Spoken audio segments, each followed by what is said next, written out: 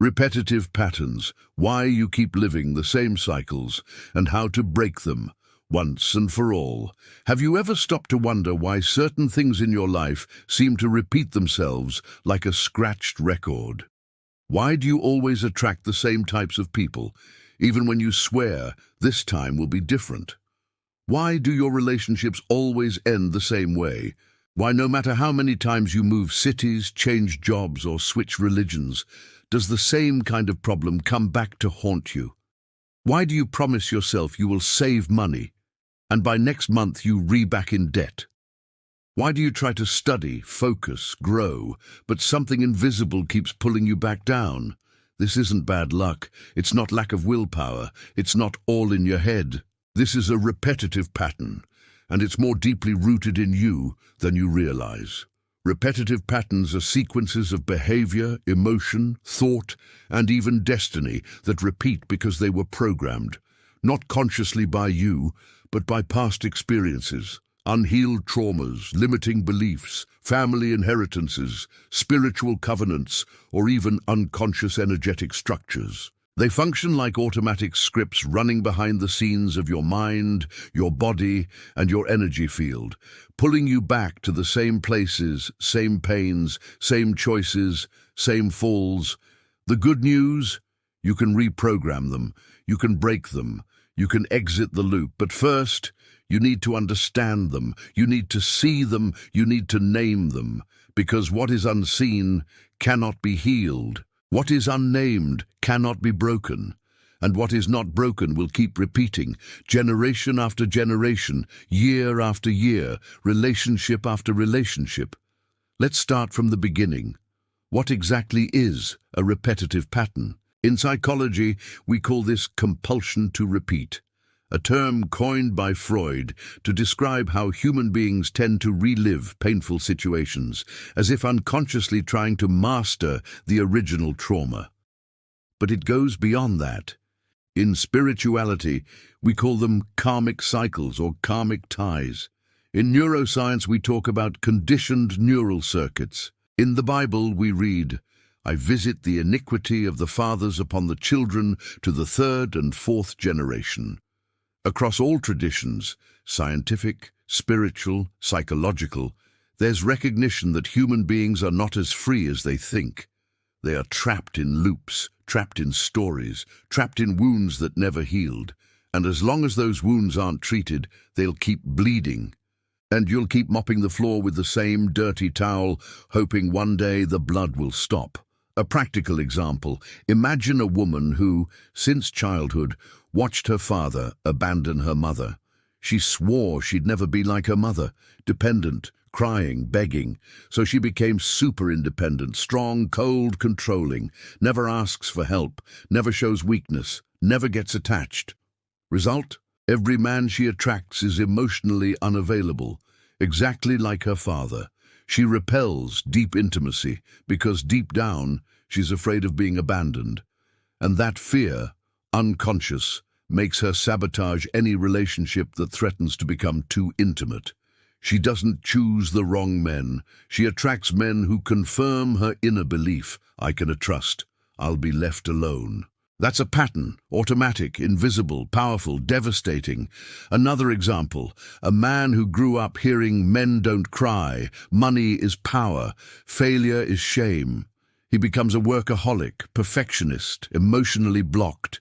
He achieves cars, titles, bank accounts, but feels an unbearable emptiness inside.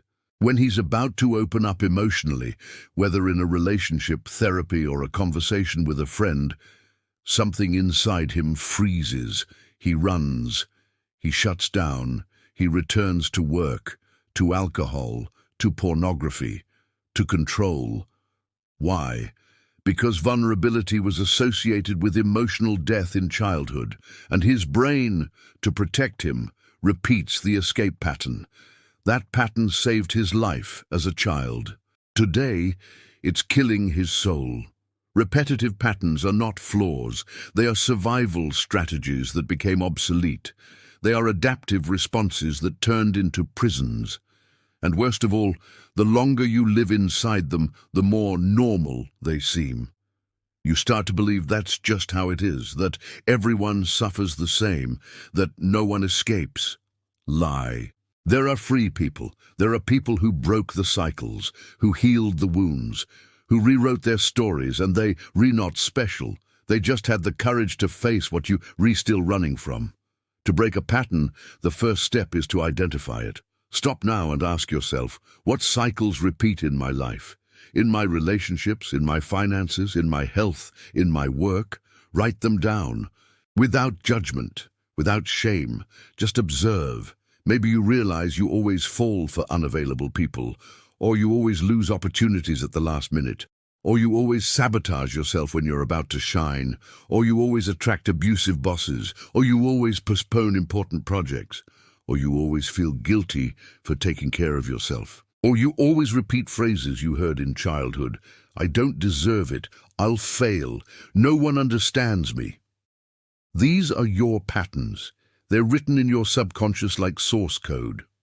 As long as you don't rewrite that code, nothing will change, no matter how many courses, books, therapies, or prayers you do. The second step is to trace the origin. Where does this pattern come from? What was the first time you felt this pain? What experience shaped this belief? Often the origin lies in childhood, but not always. Sometimes it's in a past life, for those who believe in that.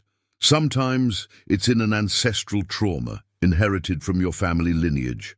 Sometimes it's in a spiritual covenant made by you or your ancestors. Sometimes it's in an unconscious vow.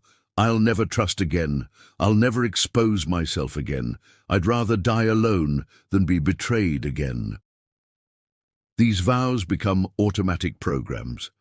They dictate your choices, even when you think you're deciding freely. The third step is to feel the stored emotion.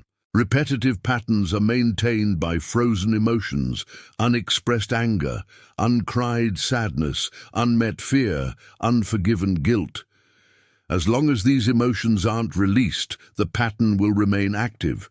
You can rationalize, spiritualize, pray, meditate, but if the emotion isn't felt, processed, and released, it will keep controlling you from behind the curtains. Cry if you need to, scream if necessary. Write letters you'll never send, punch your mattress, dance until you collapse, go to therapy. Call a shaman, pray until you sweat. But don't run from the pain. It's the key to your freedom. The fourth step is to rewrite the belief. Every pattern is sustained by a core belief. I'm not lovable. I attract betrayal. Money corrupts me. Success isolates me. If I open up, I'll be destroyed. These beliefs aren't truths. They're conclusions your mind drew to protect you, but they're lying to you.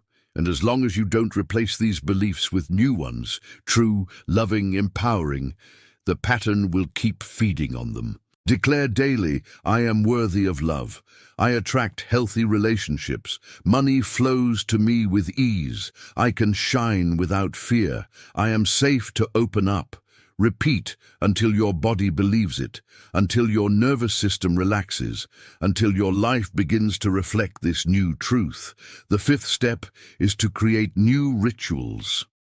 Patterns are maintained by habits, physical, mental, emotional, spiritual. To break them, you need to install new habits. If you always sabotage yourself before achieving something big, create a ritual of anticipatory celebration. If you always attract emotionally unavailable partners, create a daily self-worth ritual. If you always procrastinate, create a sacred focus ritual. If you always blame yourself, create a morning forgiveness ritual. Ritualize the new version of you. Make it real, tangible, daily. The sixth step is to protect your field. Repetitive patterns don't live only inside you. They remain tainted by external energies, toxic environments, vampiric people, spiritual influences, charged family fields. Clean your home, cut abusive ties, use sea salt, incense, essential oils, prayers, mantras. Surround yourself with people vibrating at the frequency of your new reality. Protect your space like a temple, because it is. The seventh and final step is to celebrate every small victory. Breaking a decades-old pattern doesn't happen overnight. It's a process, a release, a grieving, a rebirth. Celebrate every time you choose differently, every time you say no to the old script, every time you feel the fear and act anyway, every time you cry the old pain and don't blame yourself for it, every time you look in the mirror and recognize, I am changing. You don't need to be perfect. You just need to be persistent and present and compassionate with yourself. Because the greatest miracle isn't at never falling again. It is getting up every time you fall, with more awareness, more love, more wisdom. You were born to be free, not to repeat, not to suffer, not to carry crosses that aren't yours. The time has come to let go, to heal, to rewrite, to live for real. This video is an invitation, a calling, an awakening. If you've made it this far, it's not coincidence, it's synchronicity. It's your spirit saying, enough. I deserve more. I can do more. I am more. Believe that and act as if it's already true. Because it is. You just forgot. But you're remembering now. And this remembrance, this awareness, is the first step of your ultimate liberation. From today on, you are no longer hostage to the past. You are the author of your future, and the chapter starting now is entirely new. You felt it, that eerie sense of déjà vu in your own life, the same heartbreak, the same financial crash, the same argument with your partner, the same self-sabotage right before success, the same anxiety when things are going well, the same loneliness even in a crowd, the same exhaustion even after rest. It's not coincidence. It's not bad luck. It's not just how you are. It's a pattern, and not just any pattern, a repetitive, self-reinforcing, unconscious pattern that has been running your life from behind the curtain, like an invisible puppeteer pulling strings you didn't even know existed. And if you're reading this now, it's because something inside you is waking up. Something is saying, enough, I'm tired of living the same year over and over. I want to break free. I want to live differently. I want to be free. Good. That voice? That's your soul, and it's right. You were never meant to be trapped in loops. You were meant to evolve, to expand, to heal, to rise. But to do that, you must first understand what these patterns are, where they come from, how they operate, and most importantly, how to dismantle them piece by piece until they no longer have power over you. Let's begin with the truth. Repetitive patterns are not flaws. They are not signs of weakness. They are not evidence that you're broken. They are survival mechanisms. Brilliant, intelligent, adaptive strategies your nervous system developed to help you survive pain, abandonment, rejection, trauma, or chaos, usually long before you had the resources, awareness, or support to process it consciously.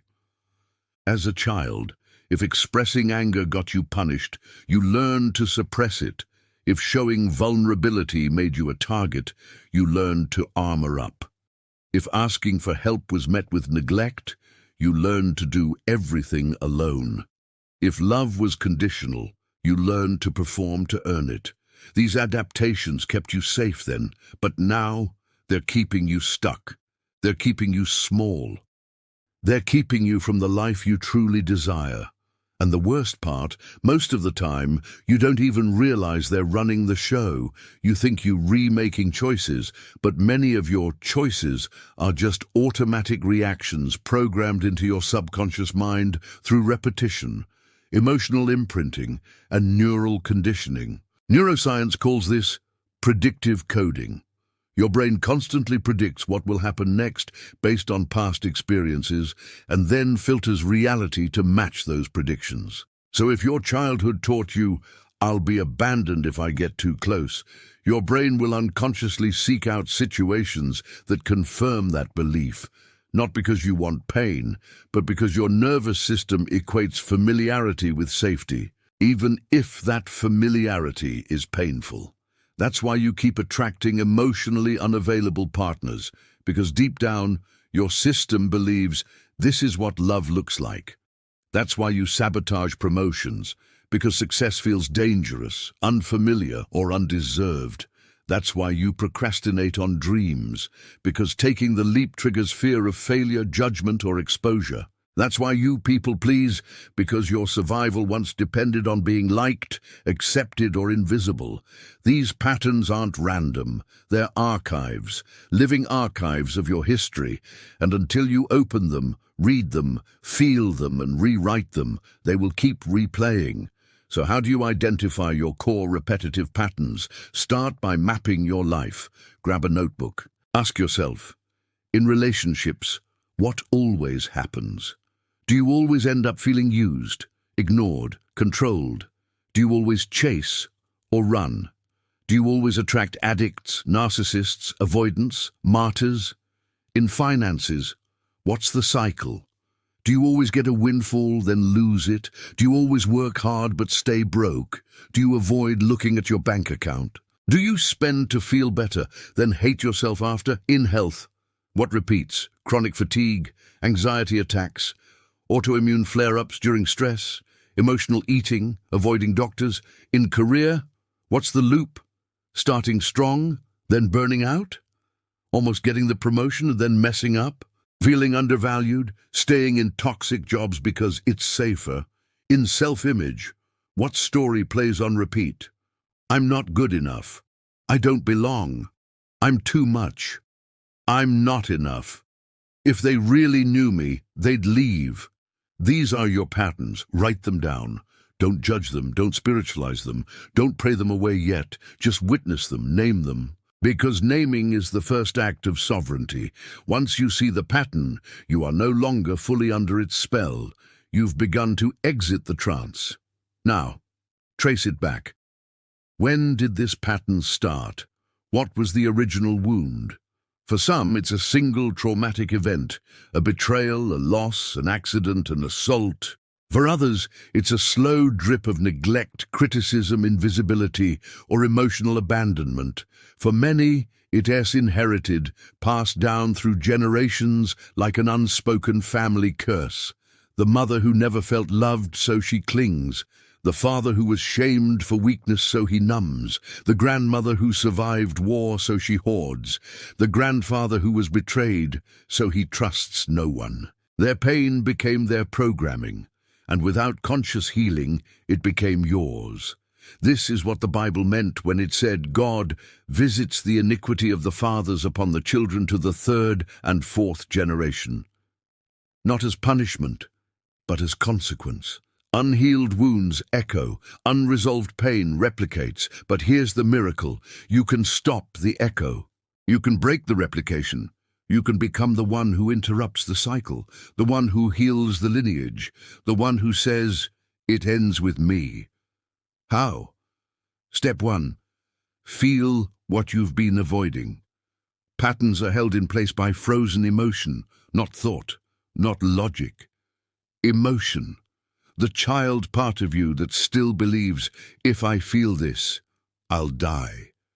That's the part running the pattern.